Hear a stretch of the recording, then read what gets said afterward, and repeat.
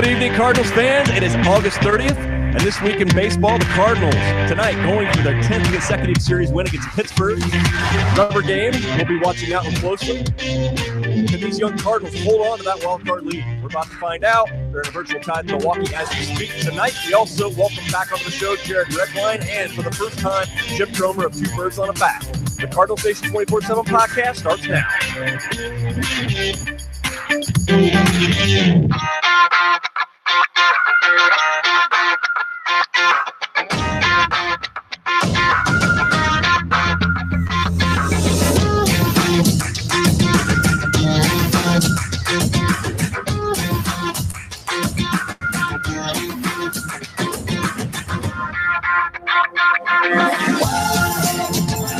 In the air, deep left center field. Edmonds on the run. Dives, and he's got it!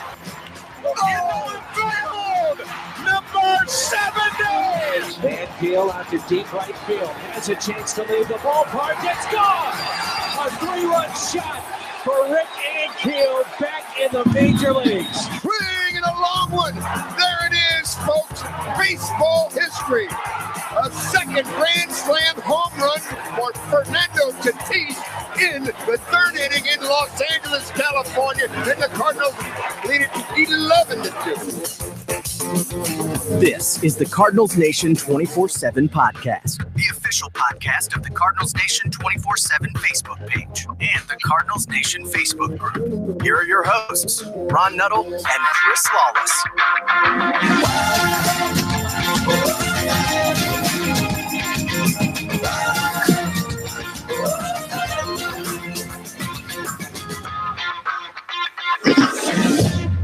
Good evening, Cardinal fans, and welcome back to the Cardinals Nation 24/7 podcast, the official podcast of the Cardinals Nation 24/7 Facebook page and the Cardinals Nation Facebook group. Gentlemen, we have quite a show in store for us tonight because I'm looking forward to the guest that we have on. I've had him pencil in a few times now, but he didn't know who was stalking him on the phone, and so I didn't get a response. We've got him tonight. Jim Cromer from Two Birds on a Bat. We're also welcoming back onto the show the semi-regular. We're going to have to add his name into the intro and play it every other week. That'd be Jared Redwine from Arizona. And as always, with me in spirit is Chris Lawless, somewhere in Rolla, Missouri, dialing in. Chris, man, I got to admit, most of us had the game on in the background. And did you guys see what just happened? No. It just hooked past the foul pole, but I don't know who that was for Pittsburgh, but he crushed it. Guys, the Cardinals are hanging on despite some having some guys on the DL, but they're right there. Can these young guys hold out? I want to get into that much deeper as we have our designated list expert on, and Jared Redwine, who always squares me away with who is on the disabled list and who is not. But before we do that, I want to welcome on Jim Cromer. Chris and I are huge fans of Two Birds on a Bat. We do whatever we can, however we can, to help promote their show. I know it makes my commute a hell of a lot easier on Mondays and Thursdays. Jim, man, Chris and I are happy to have you on. Well, I appreciate you having me, and quite frankly, I needed to get a hold of you because once I realized you had Steve-O on, I couldn't be outdone, so I needed to get on here and defend myself. He had some derogatory things to say about my fantasy baseball strategies, and I would like to say that that's not true, but that's okay. All's fair in love, war, and fantasy baseball. Yes, it's great. I love having you guys on back-to-back weeks. And I was pandering a little bit to Steve. I know that I told him he's my favorite third of the Two Birds on a Bat show. I thought, but no, we love all you guys. Wish we could have all of you guys on at the same time, anytime. But Jim, give us the latest on Two Birds on a Bat before we get into the show. I know you've got some special events, some special things planned. I've been hearing about them. I didn't have a chance to hear your show today, but tell us what's going on. Well, first and foremost, for the most immediate, I'm not 1,000% sure how you guys do your production. If this show will be out tonight, or if it'll be out in the morning. But depends on how much I consume tonight. I hear you. Depends if the Cardinals win too, right? So if they don't, I probably won't go out tonight. It'll be ugly. Yeah, go ahead, Jim. Sorry. Lots of libations. So basically, we're back at patios for the next 3 Friday home games. So we're there this week, and then I think we're off a week, and then we're there back-to-back weeks. we've got it set up to where now Benji Molina will be joining us after he does his Facebook Live that he does for the Cardinals from down on the field. I think people have been getting a kick out of the interviews that he and Polo Ascensio have been doing. And when they're done, he takes a quick run by the clubhouse and then heads on over to patios. And that's going to be the new way we're going to do it instead of going before he had to report to the stadium. So I think people are excited about that. I do want to say on something you said earlier, make no mistake about it. While I may have given you a little crap about saying Steve-O was your favorite, I knew you were pandering. I know tonight, if you said I was your favorite, you'd be pandering. We are fully aware on the show that everybody's favorite is Benji. So we know who we are. That's probably one of our best traits.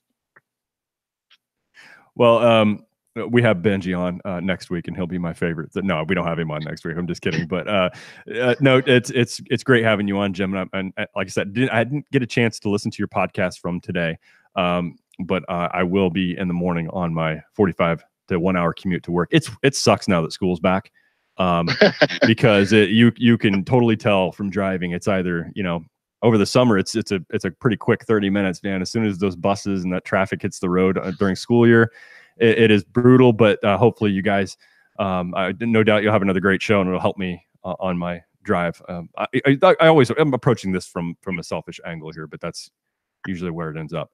There's absolutely nothing wrong with a selfish angle. And I just do want to say too to you guys that I appreciate everything and all the support that you guys give us. And we are happy to reciprocate. We think the world of what you guys are doing. Chris Wallace has been one of my favorite people since we started this thing. And I think you and I had a conversation the other day where, I think you're really good at this and what you do. And seriously, I was going to come on and, you guys send me a nice show sheet. I mean, you guys are making us feel very unprofessional. I was telling somebody the other day, and I don't think they believe me. We have never done anything like this. We basically argue for a little while before we go on air, and then stop when we think it's time to go on there. And then we just go over our text messages, and that's a show. It's almost like Seinfeld. Did you get the show sheet, Chris? Did you forward that on? Yeah. Oh, awesome. All right. It's unbelievable. Jared, I'm sorry we didn't give Jared the show sheet. Well, you've got the Slack. Okay, you got the Slack account. All right, so you're in.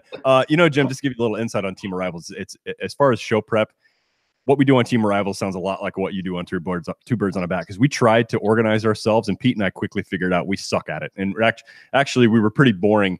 Me and Pete, I'm only speaking for us. When we tried to do that, we just weren't any good. And so we said, eventually we were just like, this ain't working. We'll talk about a few topics we want to talk about, but then we just let it go. And so that's why that show is different than this one, but they're both fun in their own way. And I enjoy doing both of them. And I love doing them back to back. Well, I think you guys are great. You're way more organized than we are. I can tell you that. And I told somebody the other day, it's evidenced by sometimes the show, I think, is better because of that. And sometimes they're not so good because of that. Right. But we live with it and we own it. Like I said, very, very blessed to have Benji as part of our show. I think fans have really taken to him. I think they enjoy him. He is as genuine in person as he comes across in his broadcast. If he does interviews on the other radio stations, if you see him on the Facebook Lives, when you hear him on the show, he is as genuine as the day is long.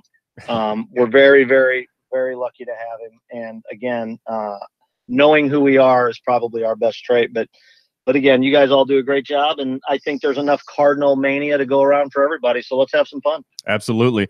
So you're going to be doing a couple projects here. It sounds like. With a couple folks you've been talking about on your show. I saw the posts. Jim, I have a sound clip for you, and it's not even a clip. It's a very short sound. You're going to have to guess who and what this is.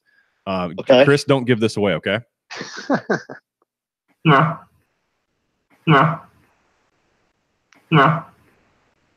You may hear this in the future. First hint. No. That's got to have something to do with Prospects After Dark. No.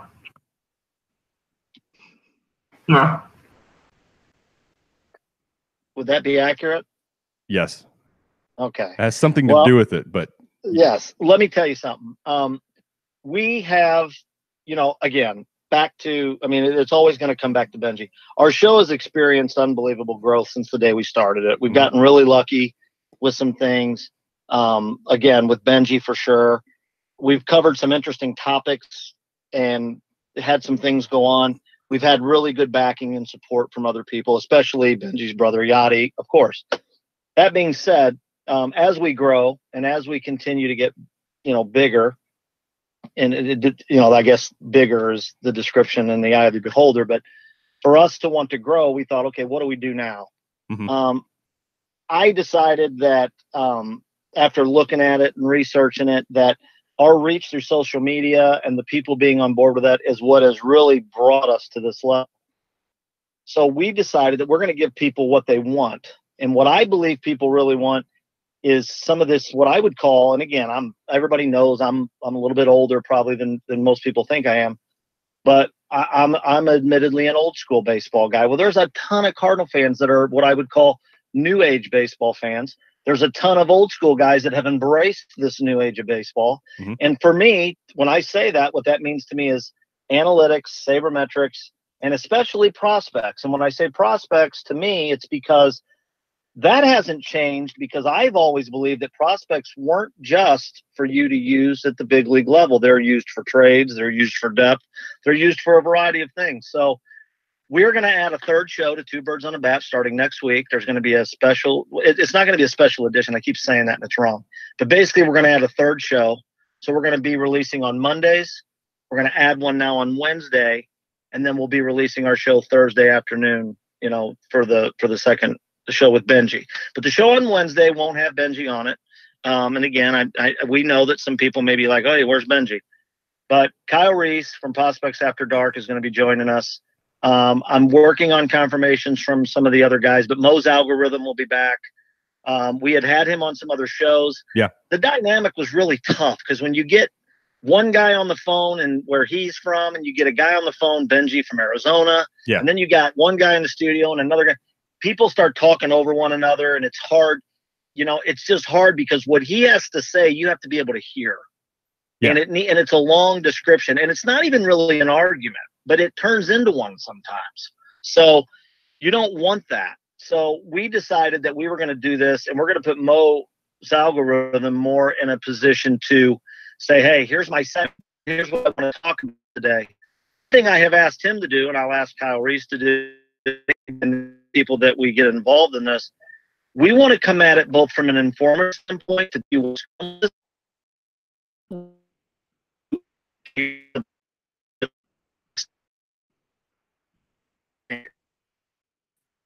you get it. What does it mean? There's like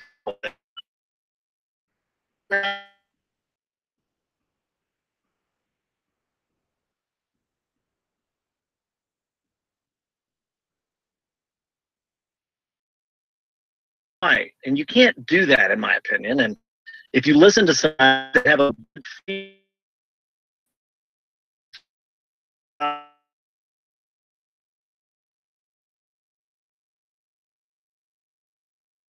in the middle, a way to blend it all together, because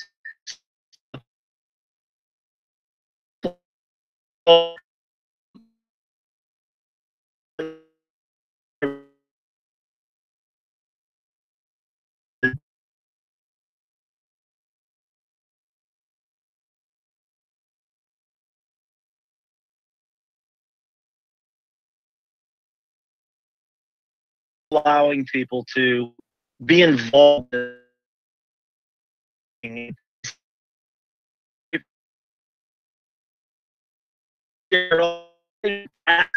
was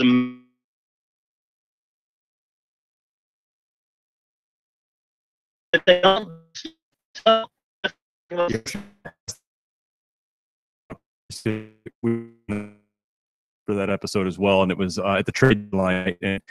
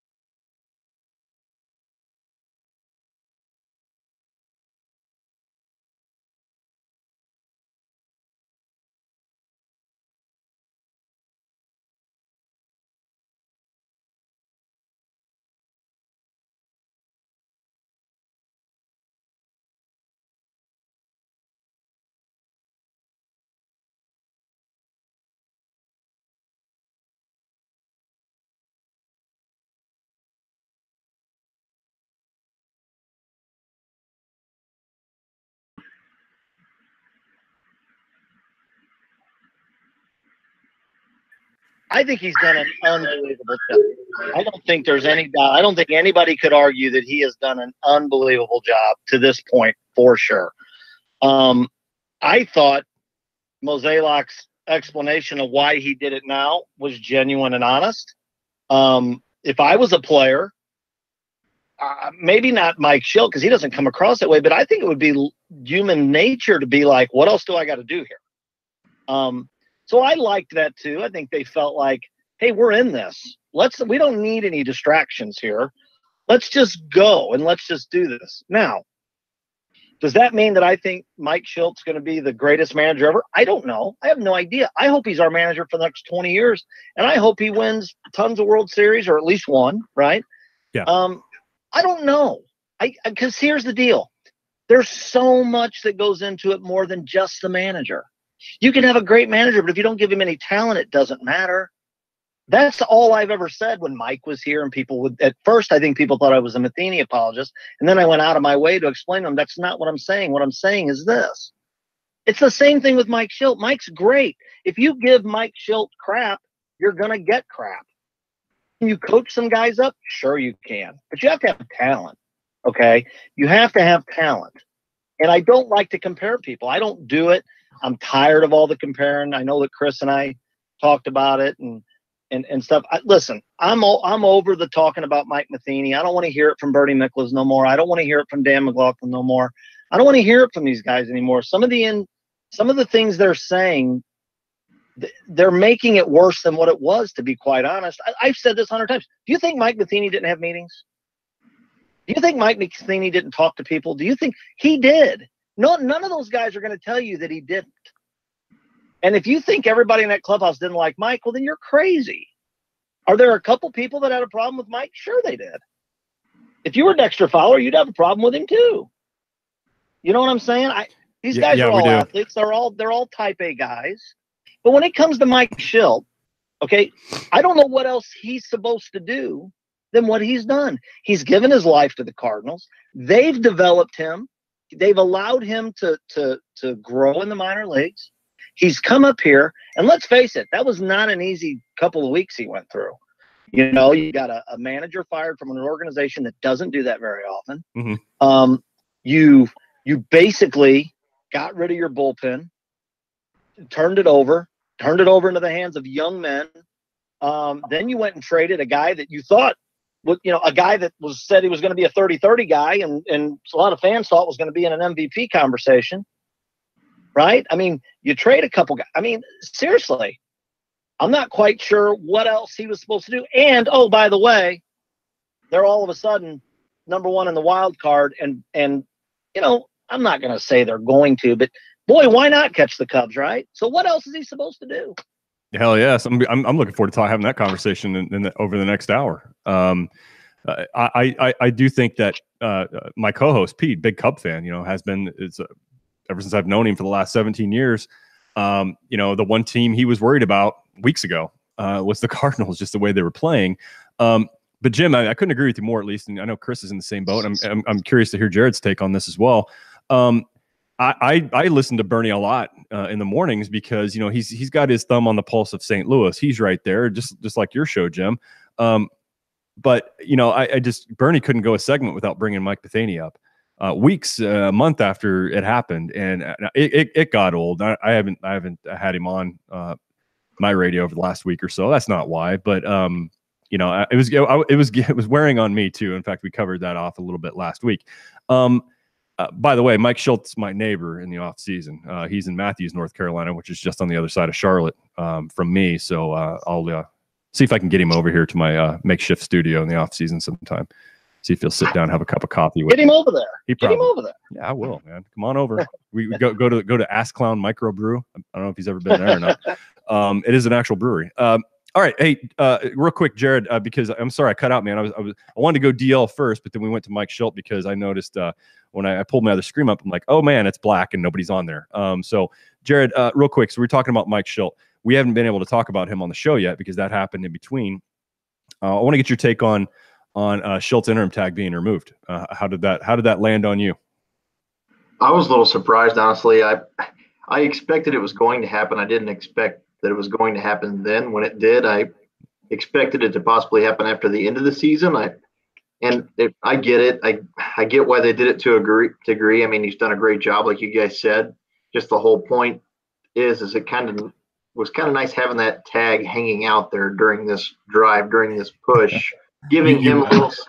Giving him that extra edge, yeah. Right, so you're not stepping on the chalk lines type of thing, right? Like, don't change it. They're on a roll. Eat your Fruit Loops. Eat your salsa. Don't take the interim tag off. Holy crap! Right, I get it. I don't want to change anything. Yeah, the guys that are coming back off the DL soon, I don't want them to come back. I don't want Waino to start right now. I don't know. Well, hold that thought. Hold that thought, because I want to ask all you guys that here soon.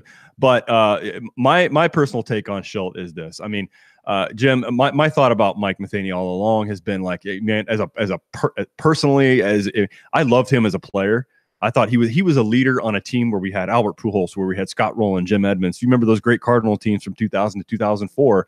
You know, Matheny was kind of a captain behind the plate on those teams. He wasn't the best player, but he was one of the best defensive players. And I had a hell of a lot of respect for him as a player. When he took over as manager, he took over right after Tony La Russa left. Obviously, we all know that, but it was still the Tony La Russa culture. It was still the Cardinal way culture. You had a lot of vets still on the club. And for me, at that point in time, I look at it as going, that was probably somewhat of a smooth transition. And it made sense, and it worked for a few years. And then it didn't as the roster turned over. I have never put more I don't put more weight on the Cardinals' failure to reach the playoffs the last 2 years solely on the shoulders of Mike Matheny. That would be just stupid. John Mozeliak shares in that responsibility because he's the one that constructs the roster. He's the one that gives the manager the tools that he has to use. And it comes down to the players too. So, I mean, it's a shared responsibility. With that said, I do think that, and this may be only just the way I feel. I just feel like some of Mike Matheny's in-game decisions, especially somebody like the Cubs, I just felt like Mike Matheny could be outmanaged by somebody like a Joe Madden, that he could be played. I don't feel the same way with Shildt. I don't know why. I think it's just because of the way Shildt, maybe it's his post-game interviews where he's pretty open. He's pretty transparent about what he was thinking. He's been transparent about, hey, we probably should have pulled this pitcher out a batter ahead of when we did, and go in hindsight, he talks about those kinds of things where maybe Mike wasn't that accessible, and I know it's optics and it's overall impression. I have no stats in front of me to back anything what I'm saying up. It's just I feel like this guy has kind of earned his way up there. I think he's a smart baseball guy. That's how it's feeling to me. They're playing better baseball. I know the roster has had some significant changes, especially in the bullpen. But it just feels like a different team without like a major overhaul. And so we all love what we're seeing right now, but I still have a ton of respect for Mike Matheny. He's going to land a job somewhere in baseball. It might not be his manager right away, but I mean, he belongs there. I think he deserves to be there. And I have nothing but I wish him the best of luck. I mean, honestly, but I with that said, I love where our Cardinals are right now. I love how they're playing. And I'm looking at Shildt is a part of that. How much of a part of that? Who knows? I mean, we can all take a guess at that, but I do think that they're prepared, and I do think that they're playing better, obviously. And guys, right now they're up 5-0 on Pittsburgh in the top of the sixth. They're well on their way to winning 10 series in a row. Just to give you an in-game update. So something's going right. Damn right, something's going right. Jared, my DL man, we've got a lot of players on the DL, and you brought it up a second ago, and I want to touch on your point. But first of all, can we get a quick kind of where's everybody at? Well, what's everybody's status? I know Walker was pulled early in a rehab start yesterday. What's the latest? Walker was pulled early, but a report earlier said that it's actually just a little bit of soreness or fatigue, they called it actually. He's going to start playing catch again tomorrow. We'll probably make another rehab start next week. Ozuna is looking good. He started hitting in the cage today, so I think he's supposed to start playing catch as well, and they expect to activate him this weekend. They say Jerko has had an MRI of his groin, and it's not as bad as they originally thought, and he'll be back sooner than later, whatever the hell that means. And obviously, we know Carpenter's back in the lineup today, so he's okay. Munoz got hit by a pitch last night. He's available off the bench tonight to pinch hit, but they wanted to not have him start for precautionary reasons. And Wainwright has his football thing this weekend. I guess that's why his rehab assignments delayed, but he's supposed to make another AAA start. They say probably next week. They don't have an official date. It's called stalling till September. Yeah, that's coming up. Well, that's what, Saturday. Yep. And obviously, as everyone knows, it looks like they're going to push back Flaherty's next start, and they're not sure who's going to start that game. Maybe Weaver, maybe Ross, maybe a bullpen game, but the rosters will have expanded by then. And Ponce will start Saturday, which I think everybody already knew that. Fowler, nothing different next year. Gregerson, I forgot we even have that guy on the team. So he's on. I did too. You just reminded me. I think he's made 7 or 8 appearances. Hey, Jim, I don't think any of us predicted Gregerson leading the team in saves, right? I don't think any of us went there. Chris, do you recall our preseason? I was going to try to revisit our preseason predictions, but it might be kind of embarrassing at this point. I tell you what, I think a lot of us had Dominic Leone having a lot of saves. You're right. Yeah, I think so. Yeah, and we also had a lot of. What was that? Sorry. I don't think anybody had Bud Norris. No, I sure as hell didn't.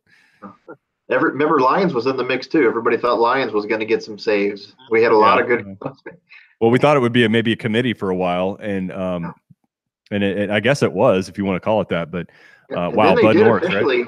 Yeah, they officially even made Gregerson the closer. Remember, for a while, he is going to be the guy in the 9th inning. Well, that was like a week maybe until he got hurt. Yeah.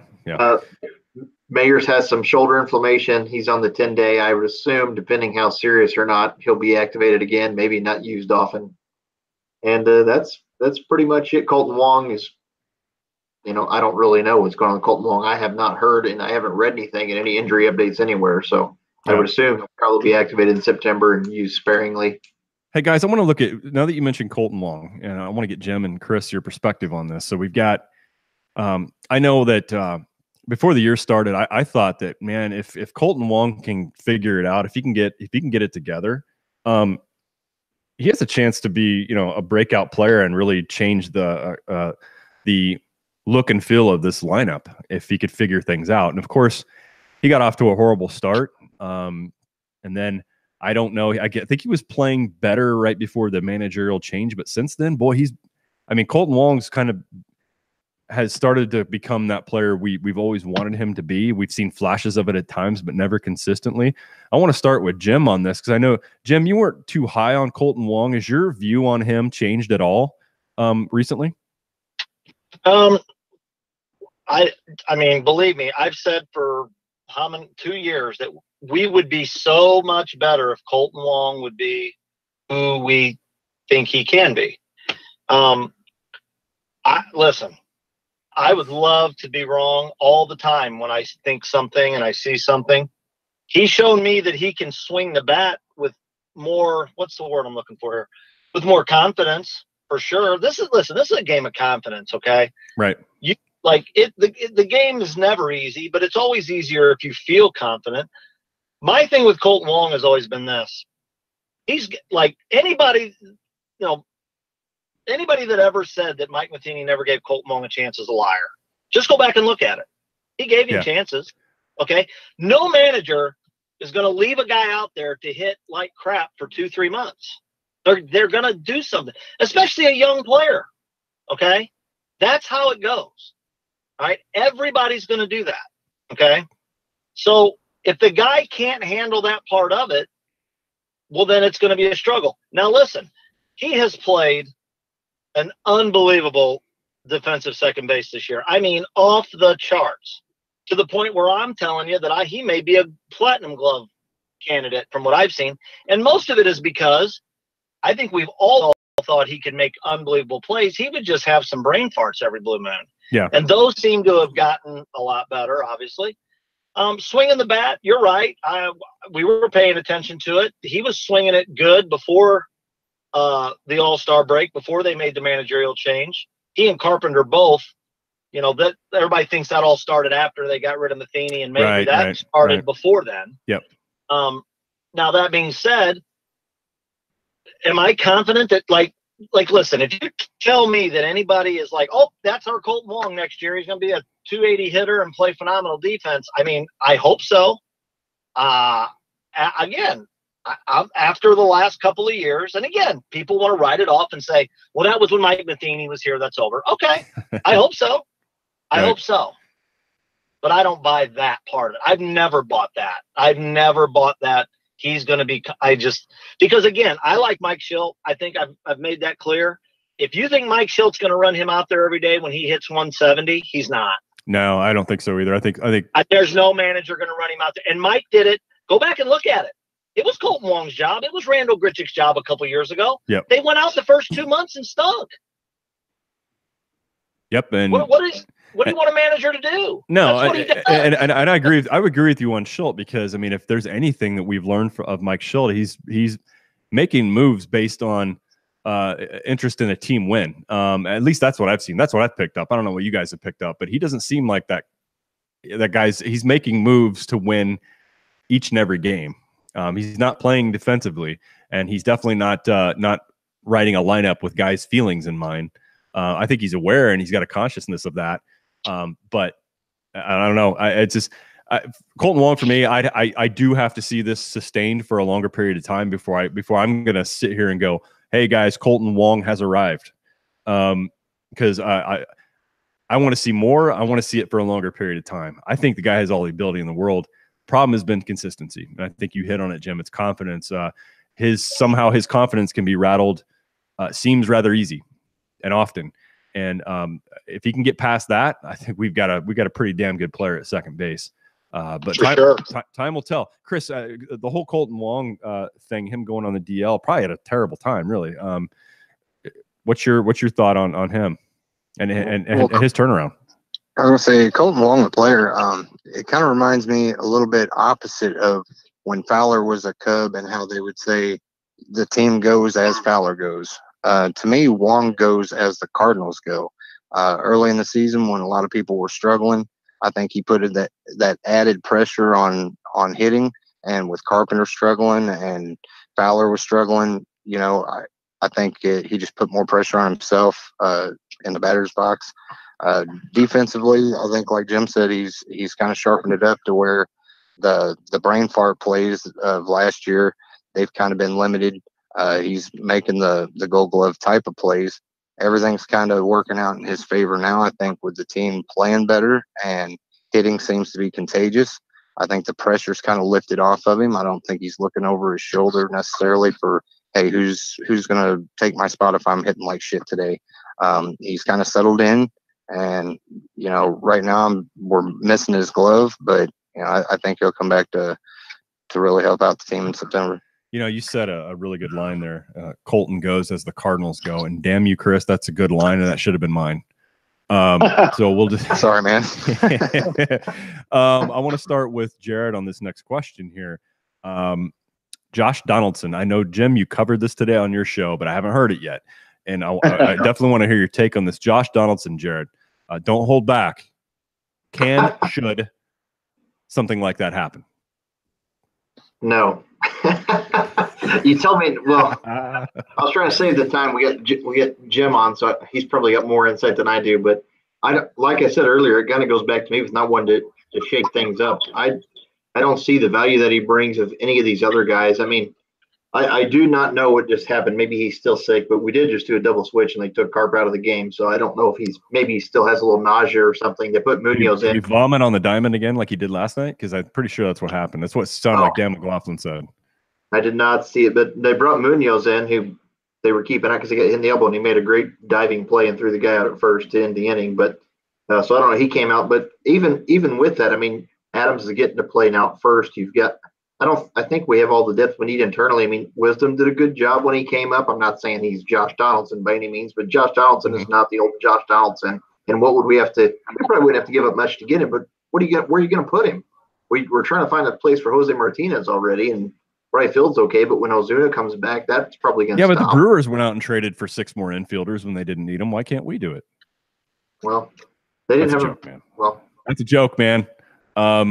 We all know you have a good point, though. I mean, I guess it is kind of a good point. I guess you can never be too deep when you're making a playoff run. I mean, we see people like the Yankees and the Red Sox do that kind of stuff all the time and trade for these guys and have starters for other teams on their bench. But I don't know. I just don't see the fit with us. I mean, you can't ignore it if he's going to be a freebie. But I see a lot of other people claiming him before we get a chance. Yeah, that's how I thought it would shake out too, and we'll see. Jim, Josh Donaldson. I don't want to spoil the show. Anybody who's not listened to Two Birds on a Bat, mute us for the next 2 minutes. Jim, Josh Donaldson. I think it's I mean, again, I don't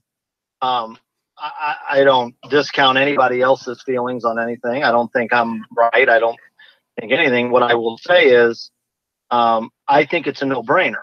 The reason that I think it's a no-brainer is because I don't, and again, it's all asterisk type stuff, right?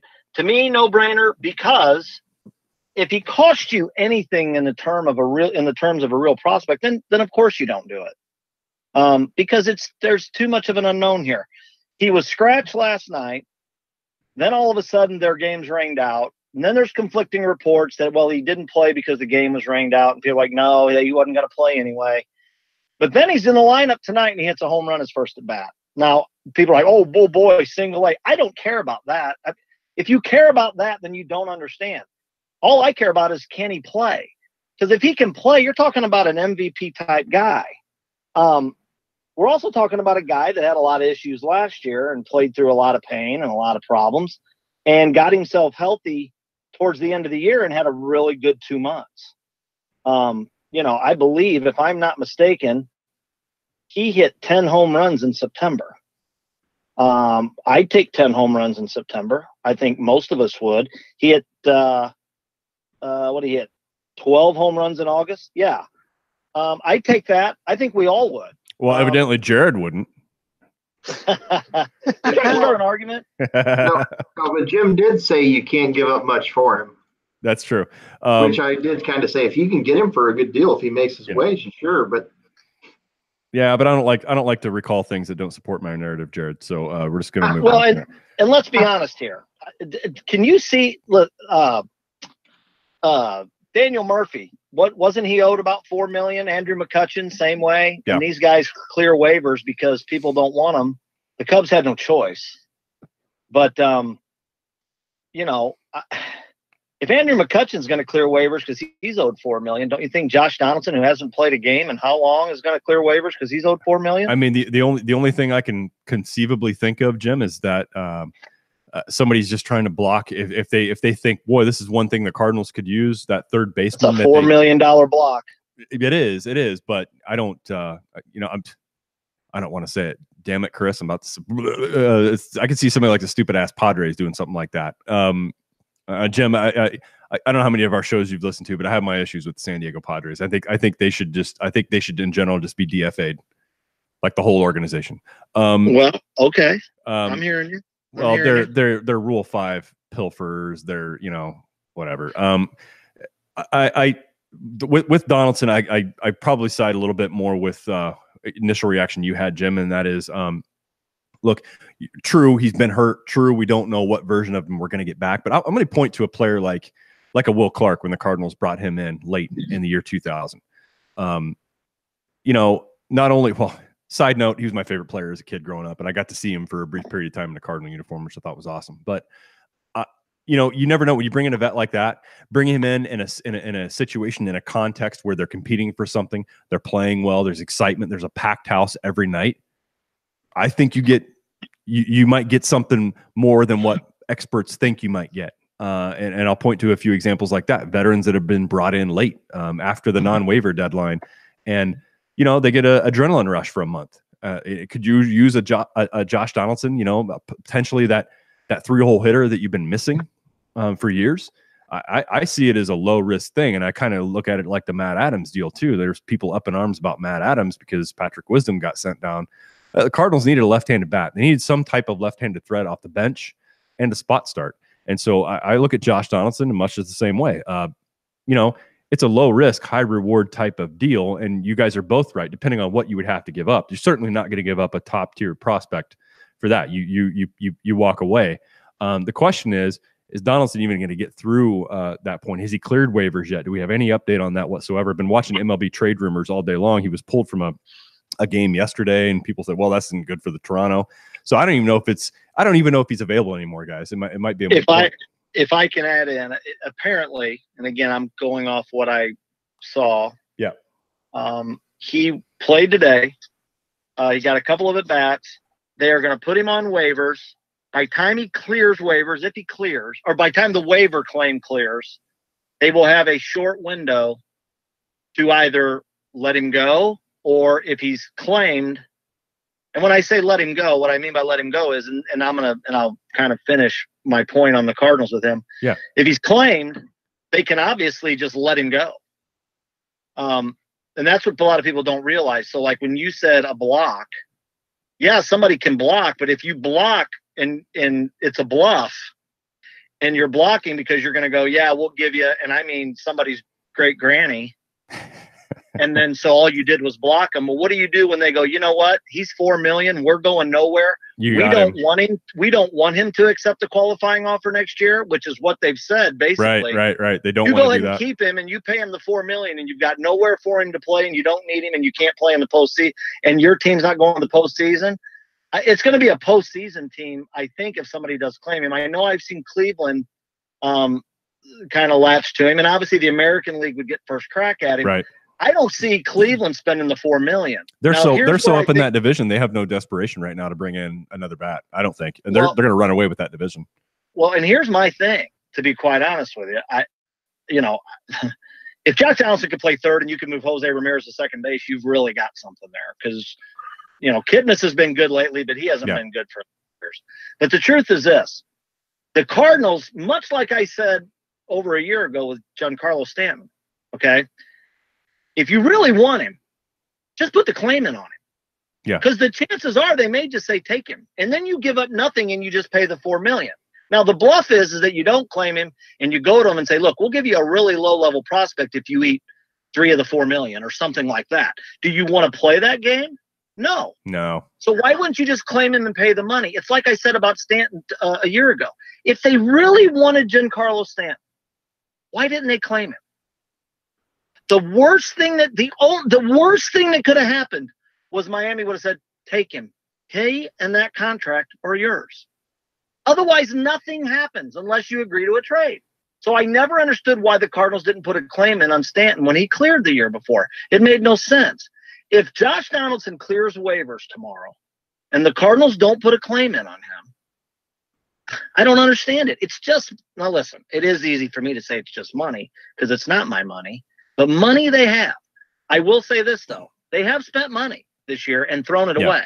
Yep. So maybe they're done throwing money away. I don't know. We'll see. Well, I think that if they get the opportunity to, I think they put a claim in on him. And I put it right now at about a 30% chance that we end up seeing Josh Donaldson in a Cardinal uniform in September. Don't know how you guys feel, but I want to go to Chris on this. When it comes to Donaldson, I mean, why not take a flyer on him? I mean, at this point, low risk, high reward. I'm a little still kind of curious why we wouldn't have made a play to get Daniel Murphy, even though he's not a third baseman and his glove isn't what it used to be. That bat would have played real well in our lineup, I think. But with Donaldson, I mean, $4 million left on the table, having him for the month of September. I mean, if you get anything out of him at all, put him on the postseason roster. If not, worst case scenario, he's not healthy, doesn't get right. Yeah, you're out $4 million, and it's not our money, so it's easy for us to say, well, no big deal. But I'd pull the trigger on it. Why not? You're going for a run right now, and Donaldson, I mean, he's a proven player. He would definitely be welcome, in my opinion. Kyle, what do you think? Yeah. All right. So next next question here. Jim, you touched on it a little while ago. So I'm going to let you elaborate on this. Are the Cardinals going to make a real run at this division? If they hold on tonight, they're 4 games behind the Cubs. Why not? And how likely do you think how close do you think they'll get? That's a tough thing because, you hate to, listen, you're a fan first, right? I mean, we all are fans. So, I'm sitting here going, well, why not? Right? Like, what is it about this team that would make me believe that they could not do this? Because let's face it, we've played really, really, really unbelievable ball, right? So I was looking at it the other day, and I'm saying, is it really realistic to do it? Can we really do this? And then my old buddy Mo's algorithm has to rain on my parade, and he's like, so I'm just going to repeat what he said, because when he said that, I'm like, oh, okay. The Cardinals would have to go 18-11, and the Cubs would only have to go 14-16 just to tie. Yeah. And if you really think about it, and think about how well the Cardinals have played. Okay, we really haven't picked up. We've picked up 0 games in the last 10 days. True. So, I think we're all sitting here going, "There's a month left to play. We're 4 back, 1 game a week, right?" Well, we haven't picked one up in 10 days, and look how well we've been playing. So that's an issue, number one. Now, the flip side is 2 things. Number one, let's face it, if we can get it to a couple of games, all we got to do is pick up 2 games in the next, just shy of a month. Because all you got to do is go into Wrigley down 2 games. And would it not be karma for us to win it at Wrigley and take our pictures on their field like they did on ours this year? Oh, that would be – I want to be there for that, and I want to be there next to Pete and hit all his arrogance in that series. I just want to look at him and just smile real big, guys. I'll get it captured on a GoPro camera. I'll wear it on my forehead, and I will share it. I will share it out, Chris. I was going to say, I'm getting excited just thinking about that happening. That'd be a good deal. Yep. And what if we did it with Josh Donaldson, who was originally drafted by the Cubs? Oh, wow. You just keep adding to the intrigue here. I like it. I Wow. like the way this guy thinks. Yeah, that's good, man. That's good, Jared. I totally forgot about that. Speaking of which, the Braves did just take a lead over the Cubs. Good. They did. Hey, I can actually watch that game down here. Actually, Cubs just took the lead back. That's just not. Damn it! Come on, man. Sorry, it just happened. I'm watching it. Why are you watching? They say it did come down to that. Oh, what pitchers would you pitch the last 2 games? Oh my goodness. Flaherty is one of them. It's either Flaherty or Mikolas, isn't it? Both. Yeah. Mikolas. Yeah, if it comes down to that series, you line that rotation up. You have those 2 guys starting, and then if you catch the Cubs out there. Yeah, I mean it's all hands on deck that last game, right? If it's tied, I mean you want that division title. You don't need it at that point, but then you have to face the 1 game play-in, which always makes me nervous, man.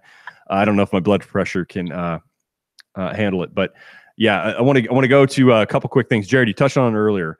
You sound like a superstitious guy. We got some guys potentially coming back off the DL. You don't want to see some of them back, it sounds like. For one thing's for sure, Fowler he's not coming back. No. Real quick, Jared, I want to ask that question first. I want to go round table with that one. Fowler, ever take another bat in a Cardinal uniform again? Jared, go. Yes, he will, but I'm sad about it. Shit. All right. Chris. Somehow, some way, they're going to find a way to part ways. Jim.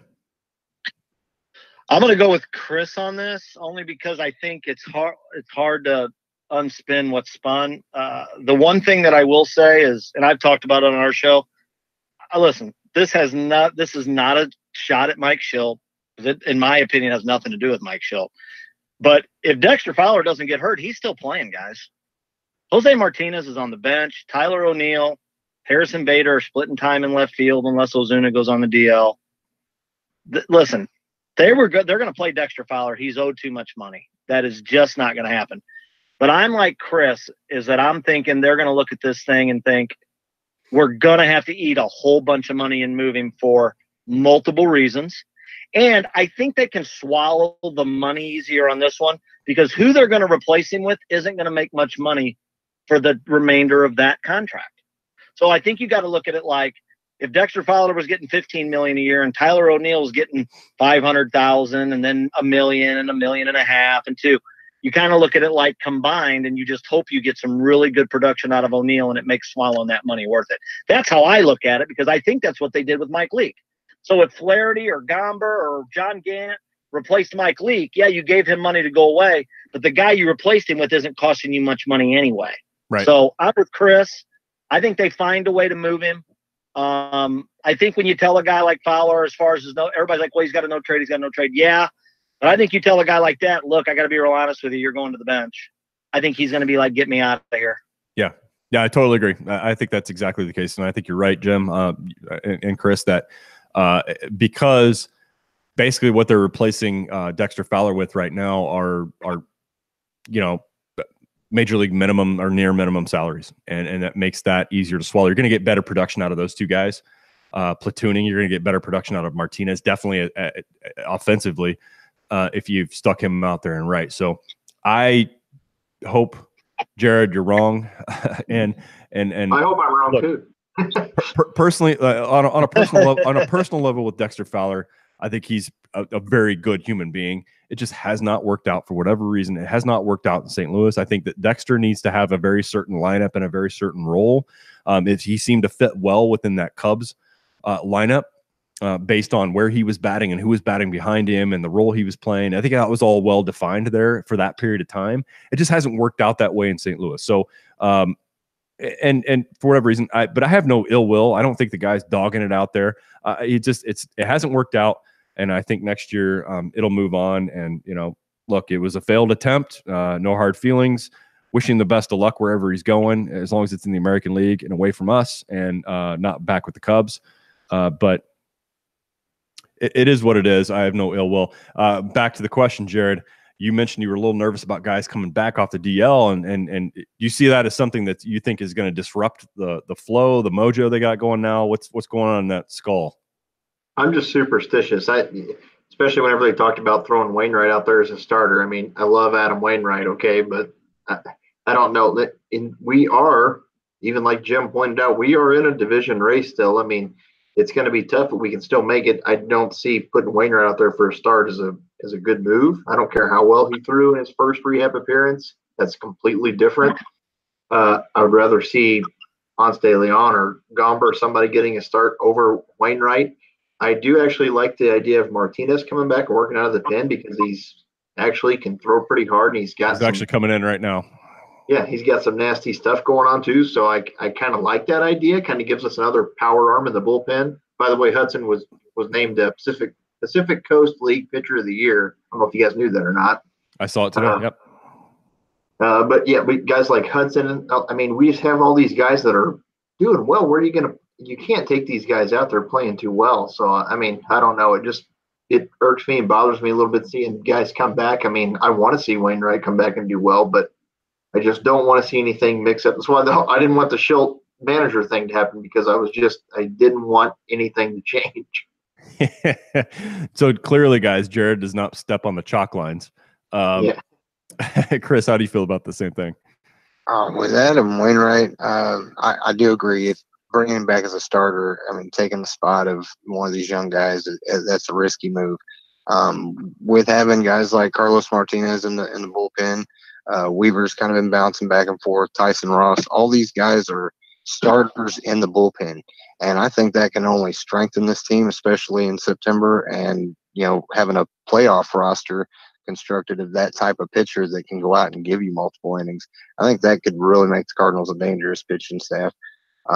With Wainwright, if say we do make the playoffs, it would be hard pressed for me not to put him on that roster.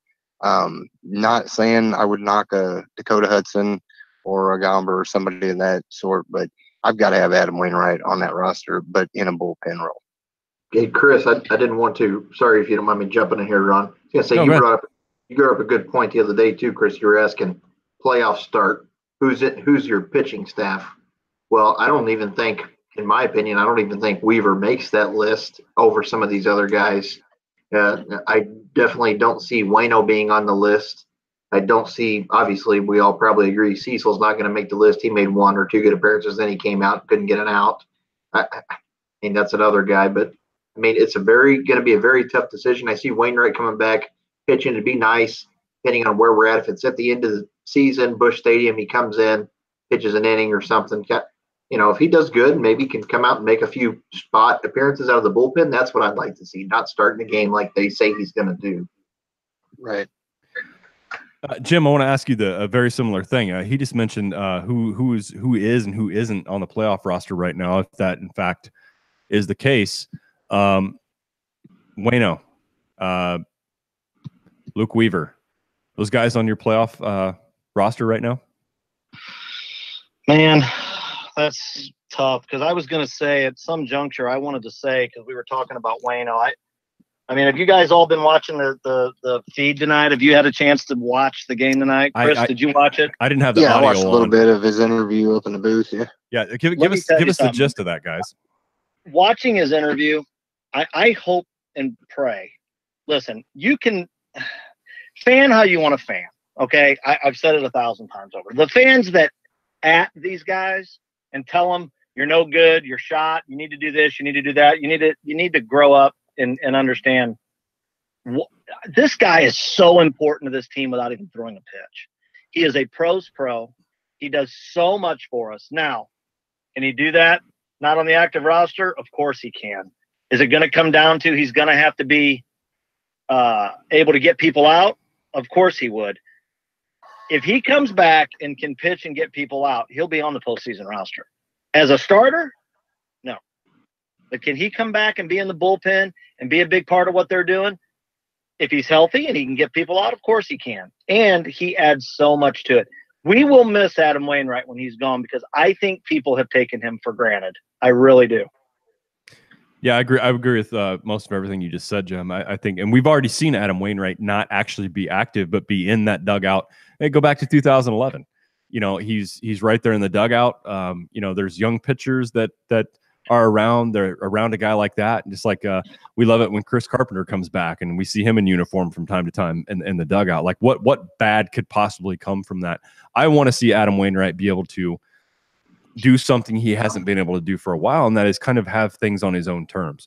I would love to see him get possibly one more start or play a key role late in the year, and kind of walk out on his own legs and rather than limp out. And so I'm pining for that too. He's been a great Cardinal his whole career since he's been here. I mean, he's been part of the core, you know, for many, many years, Jim. You're right. We take it for granted. You know, he's been our ace. You know, how soon we forget.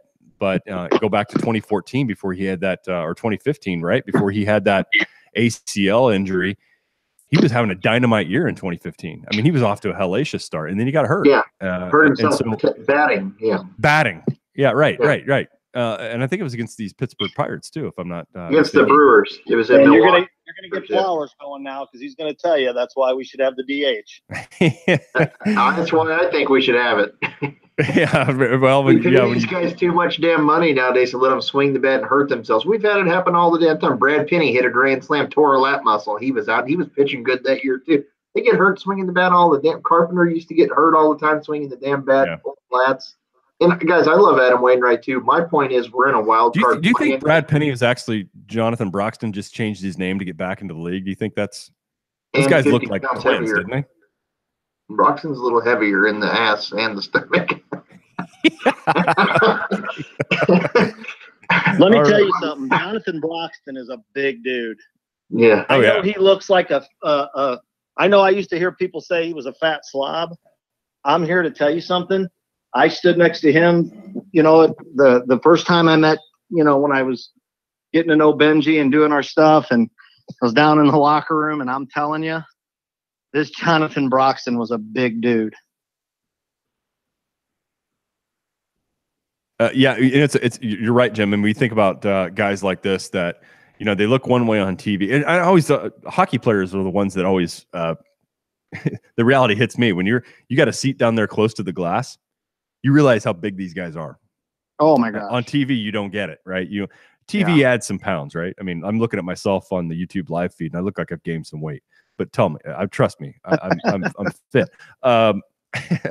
Anyway, you say, what you see on TV can be deceiving. When you're down there close to field level and you see actually the size of some of these guys, like you actually see the height of Dexter Fowler. He looks like a small player on TV.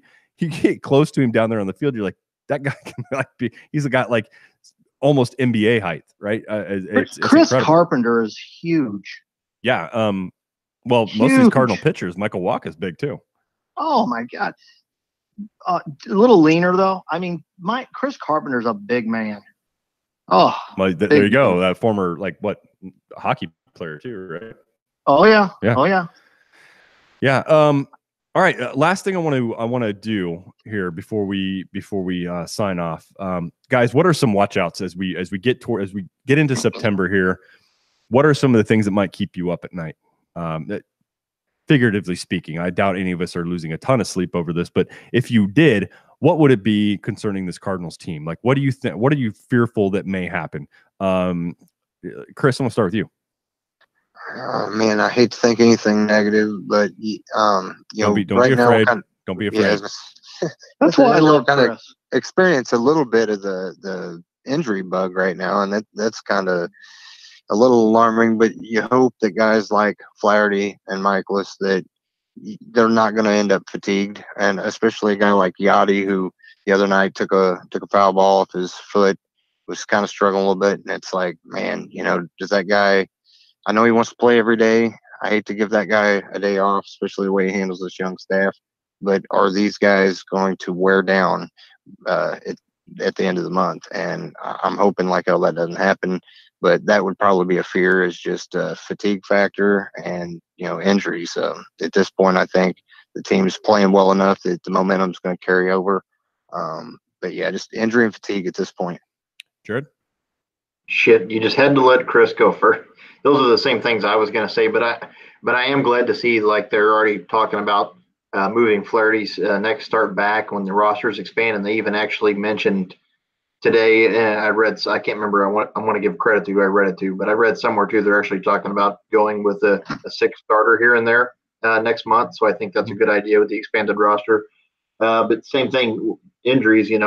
Carp left the game tonight, whether he's sick or what have you. Sometimes they get those illnesses. Who knows what it could be? They could slow him down for a couple of weeks. We can't afford to lose a lot of other guys. I mean, if this was 2 months ago, we have to keep people playing hot too. If this was 2 months ago, everyone would be calling for Paul DeYoung right now to be DFA'd, or because he's. But everybody else is only on Twitter. Only on Twitter. Yeah. Yeah, right. I don't know, Chris. Maybe we could get Mark Littell on the phone. Can he sign back with him? Make a spot start here in September. I think he's still got a little bit in the tank there. He'd be wearing his nutty buddy. You That's can right. bet your ass on that. Yeah, right. Mongo. Mongo size. We all ordered our Mongo size after that episode. Oh God, for sure.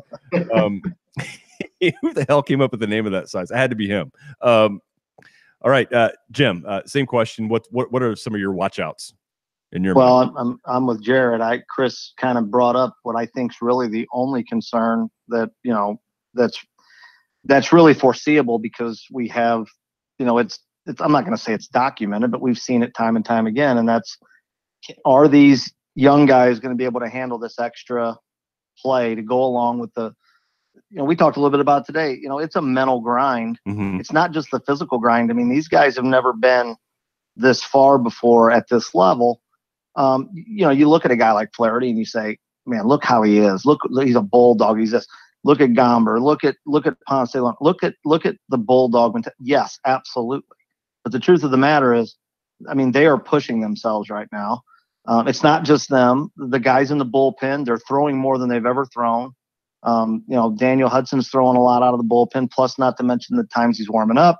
I mean, you can go on and on with this stuff. Can they handle it? Of course they can. It's how they handle it, and is it realistic? Now, that being said, I also heard today the thing about what they're going to do with Flaherty. I also heard that they felt it was a win-win with Flaherty, because if they pushed him back, they could have him start against Milwaukee rather than Cincinnati. So I like that. Let's face it, guys. John Mozeliak's taken a lot of grief from me at times, because I felt like he didn't do enough to improve the team at the major league level. I've said it numerous times. What he does do really well, and he's known for, is he's a minor league guy, right? He has built a minor league system that it sure looks to me like is going to enable us in September to be able to give these guys a little extra rest without missing a beat.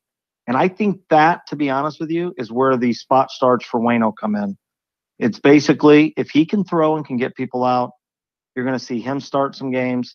They're going to keep Gant in the lineup. They're going to keep Gant in the rotation, keep Gomber in the rotation, start Ponce de Leon too. And I'm telling you, if you do that, a lot of these guys are going to get, by the time you add an off day here or there's going to be guys pitching on 7 days rest, sometimes almost skipping a start. So that would be the only thing that would concern me. The injuries, you don't know what to make of them. I thought Jared did a good job earlier of saying this.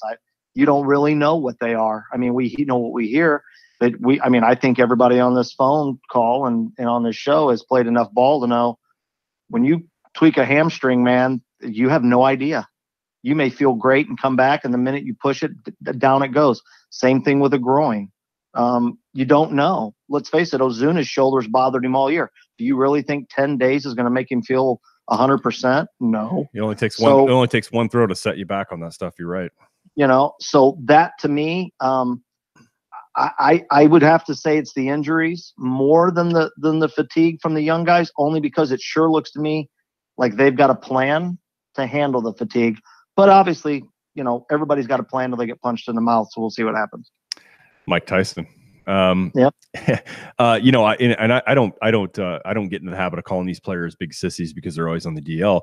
And that's from, I'm aging too. And I had a few back issues, and just when it started getting better, I go to get that one fruit snack that's under the car seat because it's annoying me, and I go to get it, and I tweak it again, Jim. So I can totally relate to baseball players. Come on, guys, it's a tough crowd tonight. Holy crap. All right. Jim, trying to figure out why you dropped your fruit snack. No, it wasn't mine. It was like, I said car seat, man. I'm sorry, child safety restraint. Pretty good. Yeah, I know. Well, I've got, how about that? Right? I gave it to myself. Again. Jim, before we sign off here, I'm sure that most, if not everyone that listens to our show has tuned in to Two Birds on a Bat that know you, know Benji, know Steve Flowers, know Josh Potter. Tell us a little bit about where everybody can find you guys. If they haven't subscribed yet, tell them how to do that, how to share your page, how to like your page. Well, we're like everybody else, is a big part of what we do, but we do have the website. That's twobirdsonAbat.com. You can subscribe to the show there. It's obviously free. But social media is where we make a lot of our hay. You can find us on Twitter at Birds on a Bat Show. The thing that we do is if you're a Cardinal fan and you follow us, we're going to follow you back. We're not that interested in having 10,000 followers and only following 100 people. We want to know what you're thinking. So if you follow us at Birds on a Bat Show, we're going to follow you back if you're a Cardinal fan. Facebook has been really good to us lately. We've changed the way we do some things. I know Facebook has really been screwing around with people's accounts as far as people seeing it. We've been having a good run lately, and we owe that to the fans as they've been really commenting and liking and sharing our posts. Our ask is for everybody to go to Two Birds on a Bat. Just type that in Facebook, like our page, and then click invite your friends. If you'd invite all your Cardinal friends, that'd be great. Instagram, we're Two Birds on a Bat Show. Again, we appreciate all the support we get, obviously from all of our listeners and all the Cardinal fans, but really from you guys. And again, I think what you guys do is amazing. And I'd talked to Chris for quite some time before I met you, Ron, and had encouraged him to do this because, I understand anybody's nervousness about doing something like this. But at the end of the day, I always say, what do any of us really know? We're just a bunch of guys with opinions. So let's have some fun. That's right. And some microphone equipment. That's right. All right, guys. So as we wrap it up here, if you are not watching us or listening to us live, you can find us on Spotify, iTunes, Stitcher, Google Play. You can find us on Radio Public, which is, if you have not experienced Radio Public, it's a great app, works just like any other app that delivers your favorite podcast. You listen to that one, you throw a couple pennies our way, and it all goes towards production costs. It's a win-win. It doesn't cost you a dime. We do this thing on YouTube live every Thursday at 7:30 Central Time. We're going to continue to do that because it's just a hell of a lot of fun. Gentlemen, I want to throw out some special thanks to you, Jim, Two Birds on a Bat. You've shown us a lot of love and support on your shows. I want to thank Josh Potter for putting together Cardinals Podcast Network. I think that's amazing. All of our guys at Birds on a Black, all of our guys and gals at Birds on a Black.